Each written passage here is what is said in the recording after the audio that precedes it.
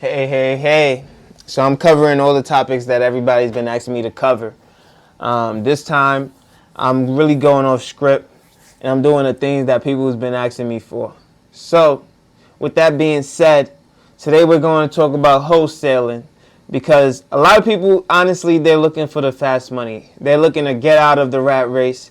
They're looking to change their lives. They're looking to change their trajectories, and I'm all for that. I'm all for wanting to hit it big. I'm all for wanting to make a splash. I'm all for wanting to change your life right away.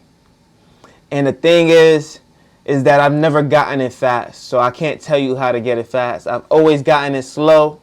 And so, how I speak to you, how I address you, you have to understand from my experiences is always the tried and true method. It's a method that will work for every single person because I'm not lucky. That's just the simple facts of life is I'm not lucky. So if it works for me, it'll work for you. If you don't want to do what I do, then don't do what I do. But how's that working out for you? Now you only need to be lucky once. But if you're waiting on luck, not everybody's going to get it. If you want to do it the hard way like I have, then that's a different path. That's the road less traveled. It's a road that has gotten me to where I am today, but only because I was willing to put in the work. And at an early age to where I am more successful than anybody that I know at my age for sure. So a lot of people always ask me, what am I doing with wholesaling? Well, the truth is that I don't wholesale. The truth is that I don't flip properties. And it's not to say that I wouldn't, and it's not to say that it's a bad thing. To be honest, in certain markets, it is absolutely okay to do so.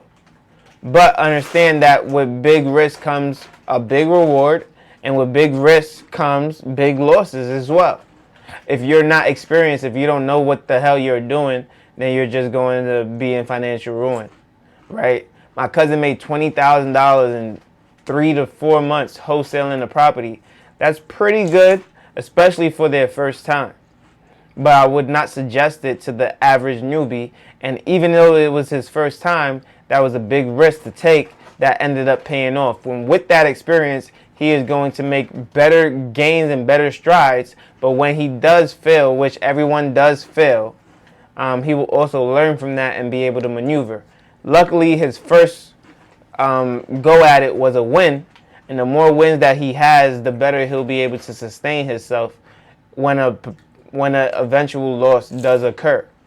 And so with that being said, I do want to talk about wholesaling a little bit, especially for those who are in New York thinking about wholesaling.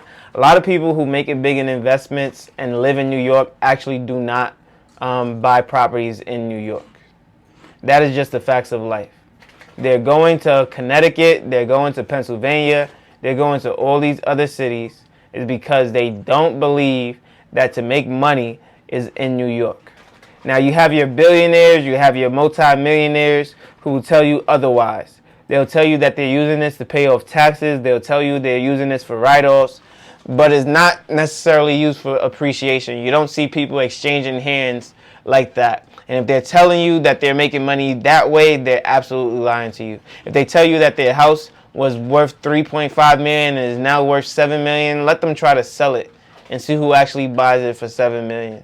It's not happening, right? There's less people who are multimillionaires than there are people who are making enough to earn a $300,000 property. And because of that, you have to understand that the houses that I've purchased are able to go up in value so much because there's more people able to afford it. So when it comes to supply and demand, I'm absolutely in demand because I'm going to have the majority of Americans able to afford my properties. When you have a multi-million-dollar property, there's going to be less people who are able to actually sustain that type of investment, right? They call properties investments. I don't think of your own personal residence as an investment. However, you can look at it however you want. There are people who have made so much equity in their property that they believe that it's an actual investment. Yet you still have a mortgage. You didn't pay off your home. You just got a bigger one.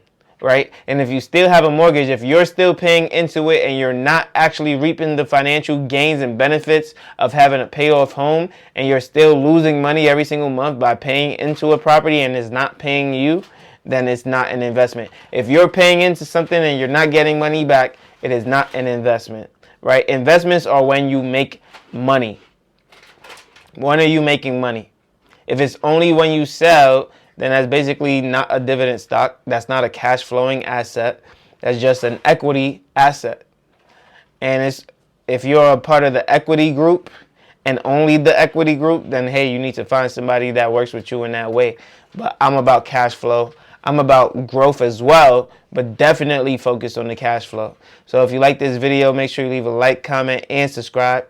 You know I post every single day at 8 a.m. daily on YouTube and on Rumble. And I can't wait to see you on the next one. Peace.